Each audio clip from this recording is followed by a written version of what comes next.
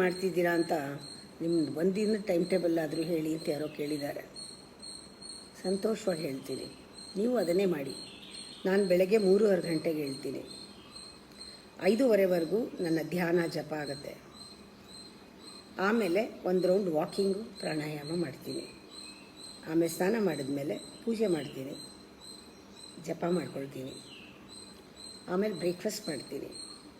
ಅದು light breakfast, ಹೊರಗಡೆದು ಯಾವುದೂ ಇಲ್ಲ, ಮನೆಯಲ್ಲೇ ಮಾಡೋದು, ಸ್ವಲ್ಪ ಕಮ್ಮಿನೇ ತಿನ್ನೋದು. ಆಮೇಲೆ ಒಂದು ರೌಂಡ್ ಆಚೆ ಹೋಗ್ತೀನಿ, ಇಲ್ಲೇ ಆಶ್ರಮದಲ್ಲಿ.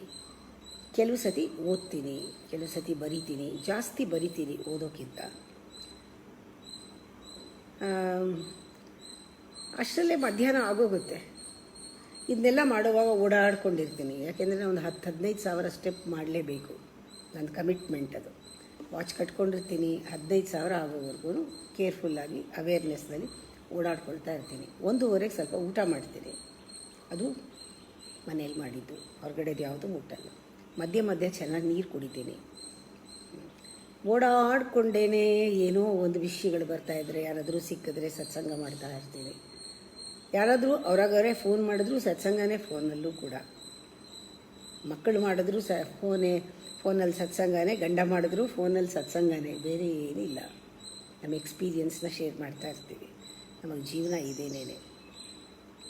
ಅಲ್ಟಿಮೇಟ್ ಏನು ಅಂತ ಗೊತ್ತಾದ ಮೇಲೆ ಪ್ರಾಬ್ಲಮ್ಮೇ ಇಲ್ಲ, ಕಾನ್ಫ್ಲಿಕ್ಟ್ ಬರೋದೇ ಇಲ್ಲ. ಸಾಯಂಕಾಲ ಪುನಃ ಯೋಗ, ಒಂದು 2.5 hours 3 hours ಯೋಗ ಮಾಡ್ತೀನಿ.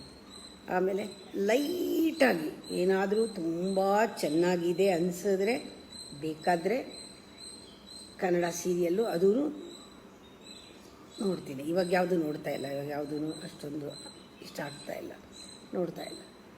ಆಮೇಲೆ ಒಳ್ಳೆ ನಿದ್ದೆ ಮಾಡ್ತೀನಿ, ಬೇಗ ನಿದ್ದೆ ಮಾಡ್ತೀನಿ. 9 ಗಂಟೆಗೆ ಮಲ್ಕೊತೀನಿ, ಯಾಕೆಂದರೆ 3:30ಗೆ ಮತ್ತೆ ಹೇಳ್ಬೇಕಲ್ವ. ಈ ಥರ ಪ್ರತಿದಿನಾಗಲೂ ನಾನು ಓದುವಾಗ ಏನೋ ಒಂದು ವಿಶೇಷವಾಗಿರುತ್ತೆ, ನಾನು ಬರೆಯುವಾಗ ಒಂದು ವಿಶೇಷವಾಗಿರುತ್ತೆ, ನನ್ನ ಪ್ಲ್ಯಾನಿಂಗು ವಿಶೇಷವಾಗಿರುತ್ತೆ. ನೆಕ್ಸ್ಟ್ ಡೇದು ಏನು ಮಾಡಬೇಕು ಅನ್ನೋದು, ಕ್ರಿಯೇಟಿವ್ ಆಗಿ ಏನಾದರೂ ಮಾಡ್ತಿರ್ತೀನಿ.